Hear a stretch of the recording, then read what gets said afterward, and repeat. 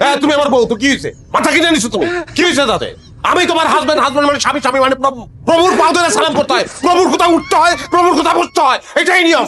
আর এখানে ঘটনা করতে শুনটা হ্যাঁ মানতেছি, আমি তো বুলোমানা মানুষ, বুলোমানা মানুষ, ক্রিয়েটিভ মানুষ মাত্রই বুলোমানা মানুষ। আইনস্টাইন, নিউটন এরাও বুলোমানা মানুষ ছিল। এরা যদি বউর কথা উঠতে বসতো তাহলে এরা কোনোদিন কোনো কিছু করতে পারতো না। আইনস্টাইন, নিউটন হইতে পারতো না। তো আমি দেখে তোমার সংসার করে দিচ্ছি, অন্য কেউ হইলে এতদিনে তোমার মাথায় লাথি দিয়ে ঘর থেকে বের করে দিচ্ছি।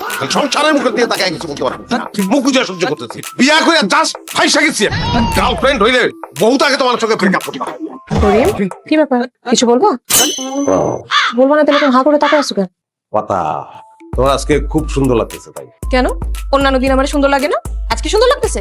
অবশ্য সুন্দর লাগবে কেমনে? ঠিকই তো আছে, যার ঘরে এরকম একটা আলা ভোলা এলিয়েন টাইপের জামাই থাকে তার জীবন তো আর জীবন থাকে না। জীবন তো হয়ে যায় তেজপাতা, শুকনা তেজপাতা। যতই তেল দিয়ে ভাজো না কেন লাভ নাই তো, তেজপাতা তেজপাতাই থাকবে।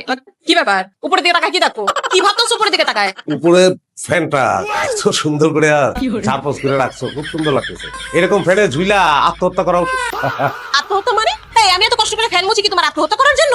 তুমি কি আমার জেলে নিয়ে যেতে চাচ্ছ, আসামি বানাতে চাচ্ছ পুনের? হ্যাঁ, আমার জীবনটা কি এমনি শেষ করে তোমার ভালো লাগতেছে না? এখন জেলে পাঠাইতে হবে? প্রতিদিন এত কষ্ট করে রান্না বান্না করে খাওয়াই, এর বিনিময়ে তুমি আমার জেলে রাখতে হবে? ঠিকই আছে, মানুষ যে বলে না পুরুষ মানুষ বেঈমান, ঠিক কথা।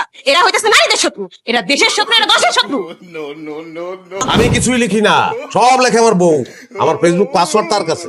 বলেন আপনার ফেসবুকের পাসওয়ার্ডটা আপনার বউয়ের কাছে?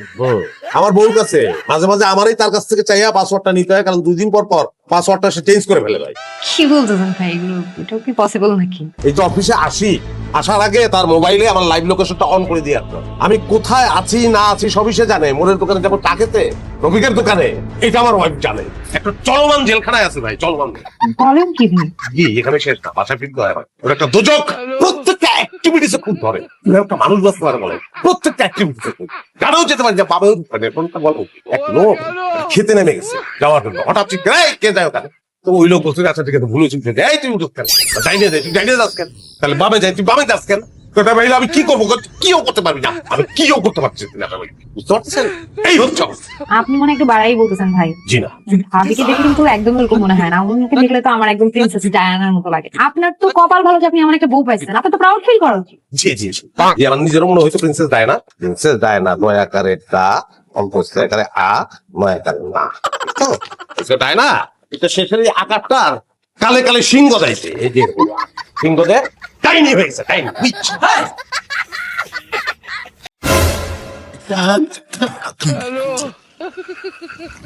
কখন কখন?